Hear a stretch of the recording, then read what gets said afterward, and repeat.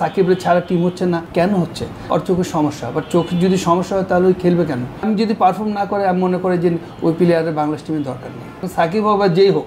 সাকিব আল হাসানের চোখের সমস্যাটা গত বিশ্বকাপে ছিল, এবারও দেখা যাচ্ছে যে আসলে তার ব্যাটিংটা ঠিকঠাকভাবে হচ্ছে না। আসলে এইটাকে আপনি আসলে কীভাবে মনে না দেখেন, ওই সমস্যাটা তো চোখের, এটা মানে খেলাটাই তো চোখের খেলা। এখন বিসিবি কেমন কীভাবে বা ম্যানেজমেন্ট কী চিন্তা ভাবনা করে যে সাকিবরে নিচ্ছে বা সাকিবরে ছাড়া টিম হচ্ছে না, কেন হচ্ছে? বাট ওটা জানে যে মানুষের ওর চোখের সমস্যা, বাট চোখের যদি সমস্যা হয় তাহলে ওই খেলবে কেন? তো নিশ্চয়ই তো ডাক্তার ওদের বলছে যে হ্যাঁ চোখে মোটামুটি ভালো আছে, ওই কারণেই খেলতেছে। সেটাও আসলে ভালো করতে পারেন। আসলে তাকে আপনার কোনো পরামর্শ দেওয়া আছে কিনা?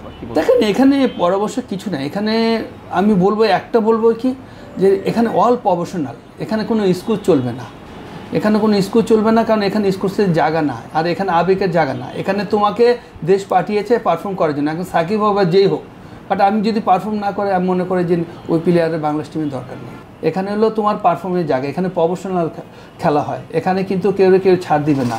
বাট যত কম্পিটিশন থাকবে তত ভালো, যত মেন্টালি স্ট্রং থাকবে তত ভালো। মিরাতে আলোচনা ছিল না, সাইফুদ্দিন আলোচনা থেকেও বাদ পড়েছে, তখন আসলে এমন কিছু কথাও শোনা গেছে যে তামিম ইকবালের সাথে সম্পর্ক ভালো থাকার কারণে কিছু ক্রিকেটার বাদ পড়ে। আপনারা সাবেক ক্রিকেটার, আপনারা দলের সম্পর্কে সব কিছু জানেন, এই বিষয়গুলো আসলে কতটা যৌক্তিক? অ্যাকচুয়ালি কি এটি আমি কোনো মাথা মারি না। মেন জিনিসটা আমি আগেই বললাম, এখানে প্রফেশনাল খেলা, এখানে তুমি পারফর্ম না করলে কিন্তু আমার যতই ক্লোজ ফ্রেন্ড থাক বা আমার ক্যাপ্টেন থাক, ওর মতো ক্ষমতা নেই যে না আমার খেলা, ওই ইচ্ছা করলে খেলে দেবে একটা দুইটা ম্যাচ, আপনি কিন্তু লং সময় খেলাতে পারবে না এখানে পারফর্ম। বাট এটা মানুষও বলতে পারে, বলা তো শেষ নাই, বাট মানুষ বলবেই।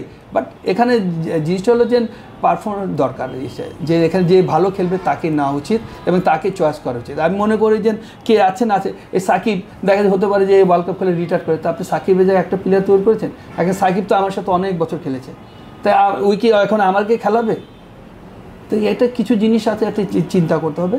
দেন এখানে ওই ক্যাপ্টেন বা প্লেয়ার, সিনিয়র প্লেয়ার যে খেলাবে বা সিনিয়র প্লেয়ার সাথে আমার সাথে একটা ভালো আন্ডারস্ট্যান্ডিং আছে বা এর কারণে আমাকে বাদ দিচ্ছে বা নিচ্ছে না বা নিবে, এইটা আমি মনে করি যে এই গ্যাপটা এখানে নাই। পাওয়ার হিটিংটা করতে পারছেন না, আসলে সমস্যাটা কোথায়? সমস্যাটা আপনার আমি বলবো যে এটা কোচে কী ধরনের চিন্তাভাবনা করে। এখন কোচ যদি মনে করেন যে আপনার বেসিকে ক্রিকেট খেলে, এখানে বেসিকে না, এখানে রানের খেলা, বল টু বল খেলা। এখানে ওই কারণে আপনি দেখেন যে এরকম করে পিছন দা মারে, এদিক দা মারে, ওদিক দা মারে, এটা হয় কি টেস্টের ম্যাচে কিন্তু এরকম খেলে। কারণ আমাদের দেখা যাচ্ছে যে আমাদের প্লেয়ারগুলো না কোচরে খুশি করবে বা কোচ ওই ধরনের বেসিক ক্রিকেটটা পছন্দ করে, তার মানে বেসিক না, ব্যাটে বলে রান হবে কে, সেই প্লেয়ারই দরকার। আপনার কাছে বাংলাদেশ দলটা কেমন মনে হলো এবারের দলটা? যে গুছানো টিমটা হয় নাই, এখানে একটু ল্যাকিং আছে বিসিবির।